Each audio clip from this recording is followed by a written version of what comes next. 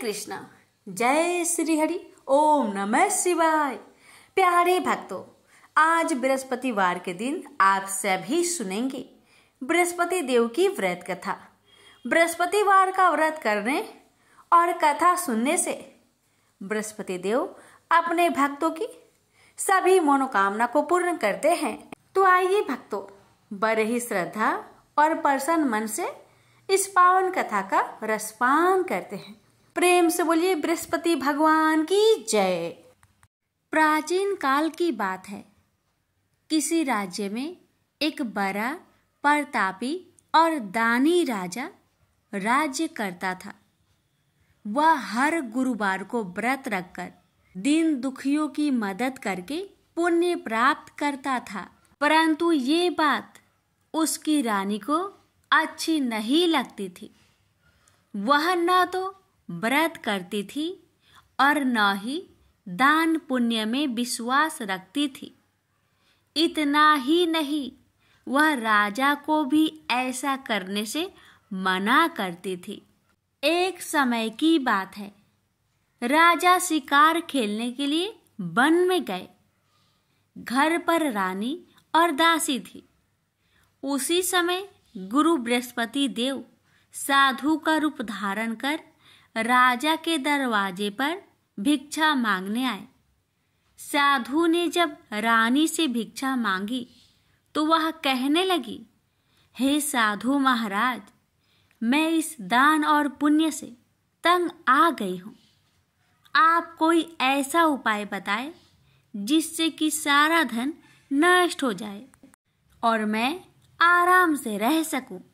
इतना सुनकर बृहस्पति देव ने कहा, हे देवी, तुम बड़ी विचित्र हो। संतान और धन से कोई दुखी होता है? अगर अधिक धन है तो उसे शुभ कार्यों में लगाओ, कुंवारी कन्याओं का विवाह कराओ, विद्यालय और बाग बगीचे का निर्माण कराओ, जिससे तुम्हारे दोनों लोग सुधरे। परंतु साधु की इन बातों से रानी को खुशी नहीं हुई। उसने कहा कि मुझे ऐसे धन की आवश्यकता नहीं है जिसे मैं दान दूं और जिसे संभालने में मेरा सारा समय नष्ट हो जाए। तब साधु ने कहा, अगर तुम्हारी ऐसी इच्छा है तो मैं जैसा तुम्हें बताता हूँ तुम वैसा ही करना। गुरुवार के दिन तुम घर को गोबर से लिपना, अपने बालों को पीली मिट्टी से धोना, राजा से हजामत बनाने को कहना, भोजन में मांस मदिरा का प्रयोग करना, कपड़े धोबी के यहाँ धुलने देना। इस प्रकार 7 बृहस्पतिवार करने से तुम्हारा समस्त धन नष्ट हो जाएगा। इतना कहकर साधु के रूप में बृहस्पति देव अंतर्ध्यान हो गए।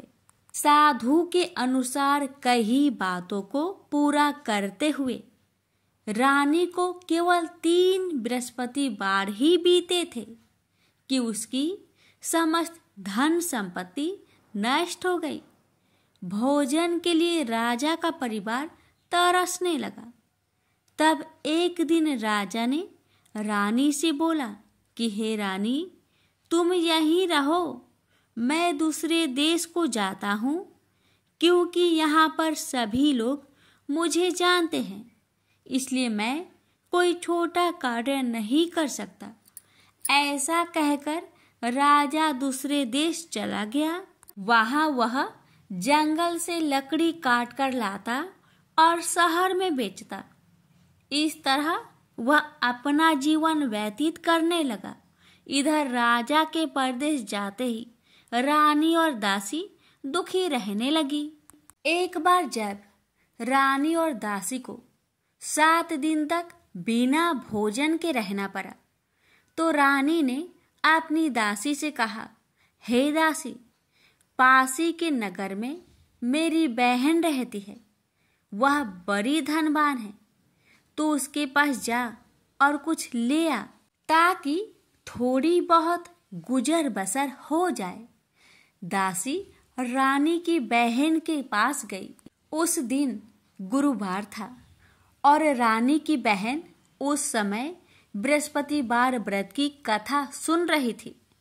दासी ने रानी की बहन को अपनी रानी का संदेश दिया, लेकिन रानी की बड़ी बहन ने कोई उत्तर नहीं दिया।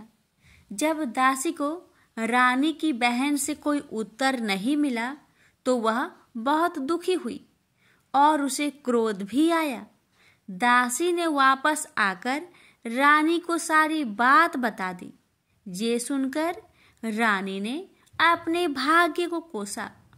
उधर रानी की बहन ने सोचा कि मेरी बहन की दासी आई थी, परंतु मैं उससे नहीं बोली, इससे वह बहुत दुखी हुई होगी। कथा सुनकर और पूजा समाप्त करके वह अपनी बहन के घर आई और कहने लगी, हे बहन, मैं बृहस्पतिवार का व्रत कर रही थी। तुम्हारी दासी मेरे घर आई थी, परंतु जब तक कथा होती है तब तक ना तो उठते हैं और ना ही बोलते हैं, इसलिए मैं नहीं बोली। बताओ दासी, क्यों आई थी? रानी बोली, बहन, तुमसे क्या छिपाऊं? हमारे घर में खाने तक को अनाज नहीं था। ऐसा कहते कहते रानी की आंखें भर आई। उसने दासी समेत पिछले 7 दिनों से भूखे रहने तक की बात अपनी बहन को विस्तार पूर्वक सुना दी। रानी की बहन बोली, देखो बहन, भगवान बृहस्पति देव सबकी मनोकामना को पूर्ण करते हैं। देखो, शायद तुम्हारे घर में अनाज रखा हो। पहले तो रानी को विश्वास नहीं हुआ, पर बहन के आग्रह करने पर उसने अपनी दासी को अंदर भेजा तो उसे सचमुच अनाज से भरा एक घड़ा मिल गया। यह देखकर दासी को बड़ी हैरानी हुई। दासी रानी से कहने लगी, हे रानी, जब हमको भोजन नहीं मिलता तो हम व्रत ही तो करते हैं, इसलिए क्यों न इनसे व्रत और कथा की विधि पूछ ली जाए ताकि हम भी व्रत कर सके। तब रानी ने अपनी बहन से बृहस्पतिवार व्रत के बारे में पूछा। उसकी बहन ने बताया, बृहस्पतिवार के व्रत में चने की दाल और मुनक्का से विष्णु भगवान का केले के जड़ में पूजन करे तथा दीपक जलाए, व्रत कथा सुने और पीला भोजन ही करे। इससे बृहस्पति देव प्रसन्न होते हैं। व्रत और पूजन विधि बताकर रानी की बहन अपने घर लौट आई। 7 दिन के बाद जब गुरुवार आया तो रानी और दासी ने व्रत रखा। घुड़सार में जाकर चना और गुड़ लेकर आई। फिर उससे केले की जड़ तथा विष्णु भगवान का पूजन किया। अब पीला भोजन कहाँ से आए? इस बात को लेकर दोनों बहुत दुखी थे। चूंकि उन्होंने व्रत रखा था, इसलिए बृहस्पति देव उनसे प्रसन्न थे। इसलिए वे एक साधारण व्यक्ति का रूप धारण कर 2 थालों में सुंदर पीला भोजन दासी को दे गए। भोजन पाकर दासी प्रसन्न हुई और फिर रानी के साथ मिलकर भोजन ग्रहण किया। उसके बाद वे सभी गुरुवार को व्रत और पूजन करने लगी। बृहस्पति भगवान की कृपा से उनके पास फिर से धन संपत्ति आ गई, परंतु रानी फिर से पहले की तरह आलस्य करने लगी। तब दासी बोली, देखो रानी, तुम पहले भी इस प्रकार आलस्य करती थी। तुम्हें धन रखने में कष्ट होता था, इस कारण सभी धन नष्ट हो गया, और अब जब भगवान बृहस्पति की कृपा से धन मिला है तो तुम्हें फिर से आलस्य होता है। रानी को समझाते हुए दासी कहती है कि बड़ी मुसीबतों के बाद हमने यह धन पाया है, इसलिए हमें दान पुण्य करना चाहिए, भूखे मनुष्य को भोजन कराना चाहिए और धन को शुभ कार्य में खर्च करना चाहिए, जिससे तुम्हारे कुल का यश बढ़ेगा, स्वर्ग की प्राप्ति होगी और पितृ प्रसन्न होंगे। दासी की बात मानकर रानी अपना धन शुभ कार्य में खर्च करने लगी, जिससे पूरे नगर में उसका यश फैलने लगा। बृहस्पतिवार व्रत कथा के बाद श्रद्धा के साथ आरती की जानी चाहिए। इसके बाद प्रसाद बांटकर उसे ग्रहण करना चाहिए। एक दिन राजा दुखी होकर जंगल में एक पेड़ के नीचे आसन जमाकर बैठ गया। वह अपनी दशा को याद करके व्याकुल होने लगा। बृहस्पतिवार का दिन था। एकाएक उसने देखा कि निर्जन वन में एक साधु प्रकट हुए। वह साधु भेष में स्वयं बृहस्पति देवता थे। लकड़हारे के सामने आकर बोले, हे लकड़हारे, इस सुनसान जंगल में तू चिंता मग्न क्यों बैठा है? लकड़हारे ने दोनों हाथ जोड़कर प्रणाम किया और उत्तर दिया, महात्मा जी, आप सब कुछ जानते हैं, मैं क्या कहूँ? यह कहकर रोने लगा और साधु को अपनी आत्मकथा सुनाई। महात्मा जी ने कहा, तुम्हारी स्त्री ने बृहस्पति के दिन बृहस्पति भगवान का निरादर किया है, जिसके कारण रुष्ट होकर उन्होंने तुम्हारी यह दशा कर दी। अब तुम चिंता को दूर करके मेरे कहने पर चलो तो तुम्हारे सब कष्ट दूर हो जाएंगे और भगवान पहले से भी अधिक संपत्ति देंगे। तुम बृहस्पतिवार के दिन कथा किया करो। 2 पैसे के चने मुनक्का लाकर उसका प्रसाद बनाओ और शुद्ध जल से लोटे में शक्कर मिलाकर अमृत तैयार करो। कथा के पश्चात अपने सारे परिवार और सुनने वाले प्रेमियों में अमृत व प्रसाद बांटकर आप भी ग्रहण करो। ऐसा करने से भगवान तुम्हारी सब मनोकामनाएं पूरी करेंगे। साधु के ऐसे वचन सुनकर लकड़हारा बोला, हे प्रभु, मुझे लकड़ी बेचकर इतना पैसा नहीं मिलता जिससे भोजन के उपरांत कुछ बचा सकूं। मैंने रात्रि में अपने स्त्री को व्याकुल देखा है और मेरे पास कुछ भी नहीं जिससे मैं उसकी खबर मंगा सकूं।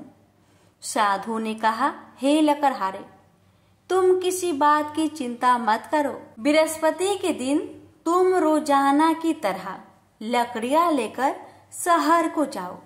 तुम्हारे रोज से दुगुना धन प्राप्त होगा, जिससे तुम भली भांति भोजन कर लोगे तथा बृहस्पति देव की पूजा का सामान भी आ जाएगा। इतना कहकर साधु अंतर्ध्यान हो गए। धीरे धीरे समय व्यतीत होने पर फिर वही बृहस्पतिवार का दिन आया। लकड़हारा जंगल से लकड़ी काटकर किसी शहर में बेचने गया। उसे उस दिन और दिन से अधिक पैसा मिला। राजा ने चना गुड़ आदि लाकर गुरुवार का व्रत किया। उस दिन से उसके सभी कलेश दूर हुए। परंतु जब दोबारा गुरुवार का दिन आया तो बृहस्पतिवार का व्रत करना भूल गया। इस कारण बृहस्पति भगवान नाराज हो गए।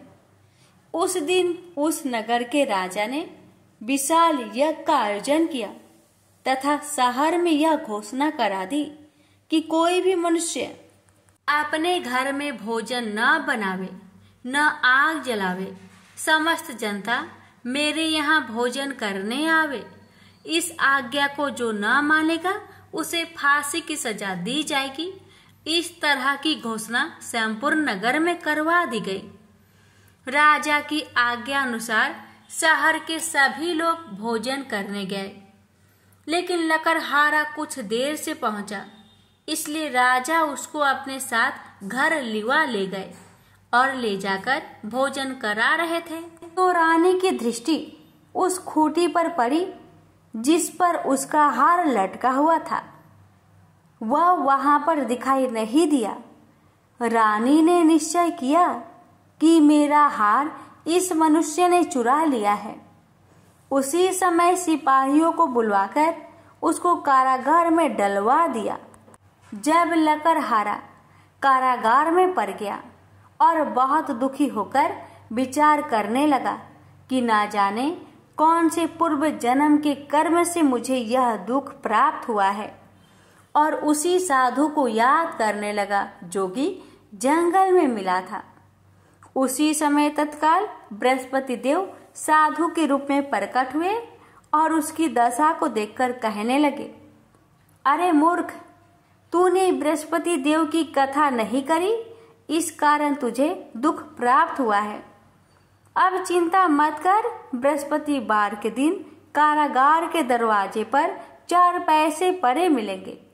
उनसे तू बृहस्पति देव की पूजा करना, तेरे सभी कष्ट दूर हो जाएंगे। बृहस्पति के दिन उसे 4 पैसे मिले। लकड़हारे ने कथा कही। उसे रात्रि को बृहस्पति देव ने उस नगर के राजा को सपने में कहा, हे राजा, तुमने जिस आदमी को कारागार में बंद किया है वह निर्दोष है, वह राजा है, उसे छोड़ देना।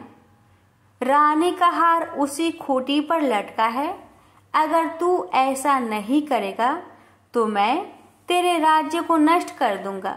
इस तरह रात्रि के सपनों को देखकर राजा प्रातः काल उठा और खूंटी पर हार देखकर लकड़हारे को बुलाकर क्षमा मांगी तथा लकड़हारे को योग सुंदर वस्त्र आभूषण देकर विदा कर दिया।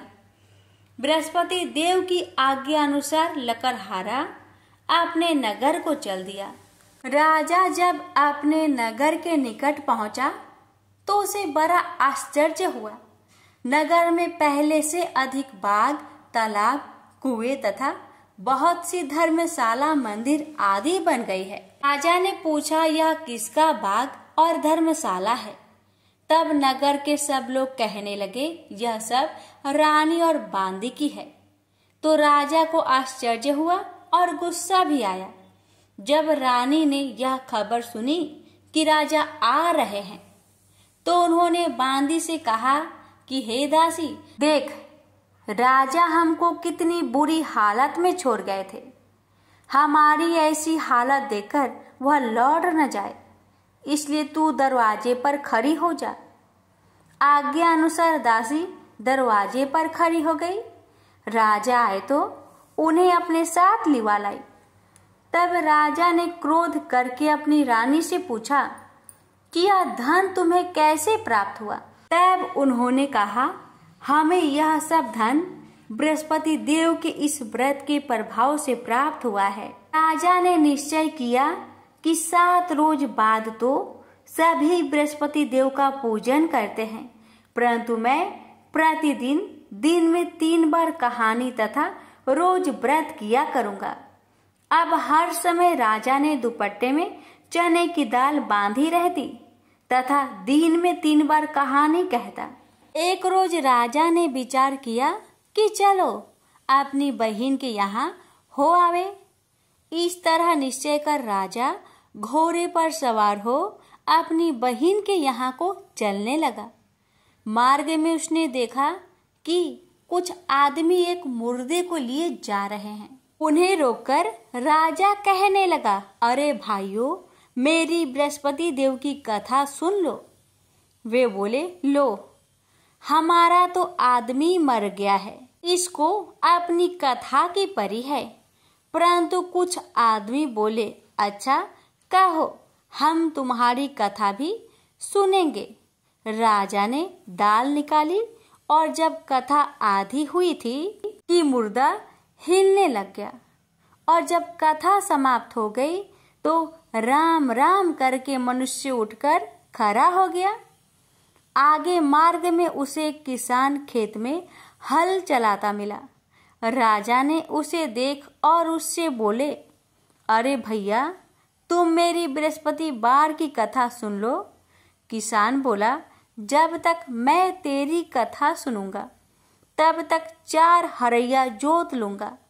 जा अपनी कथा किसी और को सुनाना।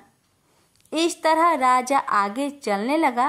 राजा के हटते ही बैल पछाड़ खाकर गिर गए तथा किसान के पेट में बड़ी जोर का दर्द होने लगा। उस समय उसकी माँ रोटी लेकर आई। उसने जब यह देखा तो अपने पुत्र से सब हाल पूछा और बेटे ने भी सभी हाल कह दिया। तो बुढ़िया दौड़ी दौड़ी उस घोड़ सवार के पास गई और उससे बोली कि मैं तेरी कथा सुनूंगी, तू अपनी कथा मेरे खेत पर चलकर ही कहना। राजा ने बुढ़िया के खेत पर जाकर कथा कही। इसके सुनते ही वह बैल उठ खड़ा हुई तथा किसान के पेट का दर्द भी बंद हो गया। राजा अपनी बहन के घर पहुंचा। बहन ने भाई की खूब मेहमानी की। दूसरे रोज प्रातःकाल राजा जागा तो वह देखने लगा कि सब लोग भोजन कर रहे हैं। राजा ने अपनी बहन से कहा, ऐसा कोई मनुष्य है जिसने भोजन नहीं किया हो? मेरी बृहस्पतिवार की कथा सुन ले। बहन बोली, हे भैया, यह देश ऐसा ही है कि पहले यहाँ लोग भोजन करते हैं, बाद में अन्य काम करते हैं। अगर कोई पड़ोस में हो तो देख आऊं। वह ऐसा कहकर देखने चली गई, परंतु उसे कोई ऐसा व्यक्ति नहीं मिला जिसने भोजन न किया हो। अतः वह एक कुम्हार के घर गई जिसका लड़का बीमार था। उसे मालूम हुआ कि उनके यहाँ 3 रोज से किसी ने भोजन नहीं किया है। रानी ने अपने भाई की कथा सुनने के लिए कुम्हार से कहा। वह तैयार हो गया। राजा ने जाकर बृहस्पतिवार की कथा कही, जिसको सुनकर उसका लड़का ठीक हो गया। अब तो राजा की प्रशंसा होने लगी। एक रोज राजा ने अपनी बहन से कहा कि हे बहन, हम अपने घर को जाएंगे, तुम भी तैयार हो जाओ। राजा की बहन ने अपनी सास से कहा। सास ने कहा, हाँ चली जा, परंतु अपने लड़कों को मत ले जाना, क्योंकि तेरे भाई के कोई औलाद नहीं है। बहन ने अपने भैया से कहा, हे भैया, मैं तो चलूंगी पर कोई बालक नहीं जाएगा। राजा बोला, जब कोई बालक नहीं चलेगा तब तुम ही क्या करोगी? बड़े दुखी मन से राजा अपने नगर को लौट आया। राजा ने अपनी रानी से कहा, हम निरवंशी है, हमारा मुंह देखने का धर्म नहीं है और कुछ भोजन आदि नहीं किया। रानी बोली, हे प्रभु, बृहस्पति देव ने हमें सब कुछ दिया है, वह हमें औलाद अवश्य देंगे। उसी रात को बृहस्पति देव ने राजा से सपने में कहा, हे राजा, उठ, सभी सोच त्याग दे, तेरी रानी गर्भ से है। राजा को यह बात सुनकर बड़ी खुशी हुई। 9वें महीने में उसके गर्भ से एक सुंदर पुत्र पैदा हुआ। तब राजा बोला, हे रानी, स्त्री बिना भोजन के रह सकती है, पर बिना कहे नहीं रह सकती।